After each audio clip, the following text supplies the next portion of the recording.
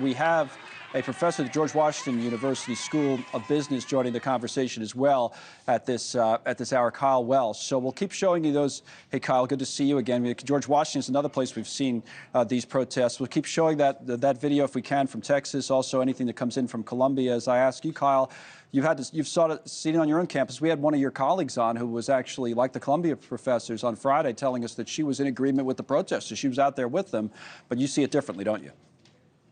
Yeah, I see it very differently. I believe in the ability for people to express their ideas and opinions and to be persuasive.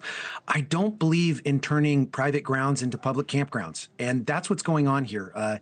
They're camping on private property. And what you find, related to your earlier segment, what you find is that there's a high correlation between police funding and support of the police and the ability to deal with this problem. At GWU, we just basically said, hey, look, these people are trespassing. A lot of these people aren't even students. If you walk around the campus, there's non-students there. And so you're wondering, okay, well, let's not turn our campus into a campground, and let's have these people taken off because they're trespassing. They reached out to the mayor of DC, Bowser, and they said, we do not want to enforce the law. Right. And the reason why they don't want to enforce the law is because of optics. So this is a big problem when we have people in the executive branch of government not enforcing rules because of the optics of it. And I'll tell you, the optics of these protests, if you actually go down there, they're vandalizing the property. They're destroying the property. There's litter everywhere. You can show up and protest with signs, shout, great.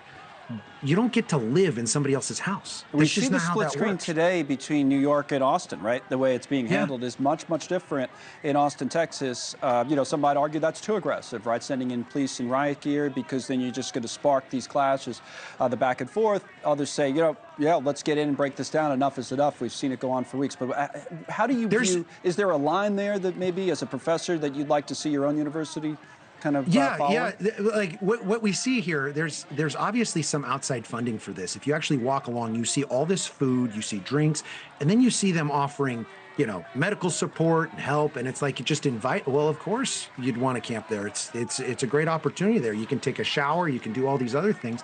The reality is you just make it like, look, this is private property. You have to leave. GW has a much bigger problem of actually enforcing it than, say, Columbia. Columbia has 2 gates. Right. All you have to do is have people at the 2 gates and say, okay, everybody's going to go off the campus. We're only going to allow students and faculty on the campus. And guess what? You can come back to the campus every day of the week and protest. Come back every day. But you don't get to camp. You don't get to squat. Right. Well, they've done everything but that. Yeah. In other words, they have closed the 2 gates. You can't get on unless you're a student or faculty member, but they haven't broken the encampment. They set the deadline here for an hour ago. Right, but they've let them stay, to your point. They let them stay on campus. I mean, graduation is coming soon. That's the other thing. Yeah, and it's obvious this is not an effort to persuade that is behind this. What this does is this is an effort that is something else, because this is not persuading the cause. This is causing a lot of people to just look at that and scratch their heads and wonder what is happening to our schools. What about your colleagues that are involved? Like I said, we had a professor from GW on Friday. We just saw a number of professors at Columbia, faculty members locked arm in arm, in line and in support of the protest movement. I imagine they're not spending enough time on research and teaching, to be honest with you. What I noticed is significant about these protests is that when you go to it, it's the group of people that are there don't seem to have active efforts in their lives. They're there, they're able to squat for days on end. The professors, I talk to a lot of professors, I'm like, what is going on here? Most of them are busy working, teaching classes, doing research, doing other things. Just because somebody shows up to a protest doesn't mean it represents the actual majority. How about you guys in terms of in-person classes? You've kept that going, right? Or are you like Columbia? Yes. They moved all virtual, or just about all virtual because of this. They've done in-person classes, but I'll tell you what, there's a lot of ways to describe this, and there's definitely anti-Jewish sentiment and anti-Jewish, anti-Israeli type of tone here. And there's a lot of Jewish kids on campus and Jewish faculty, and they feel alone. They feel like they're on an island. I'm not Jewish, but I know them, and they feel alone. They wonder where the support is. And the hard thing is that the campus leadership, the university wants to call in the police, but the police are saying, we don't want to do anything because of optics. And so their university president's kind of stuck in a rock and a hard place because they don't have the ability to enforce laws that are on the books for the world.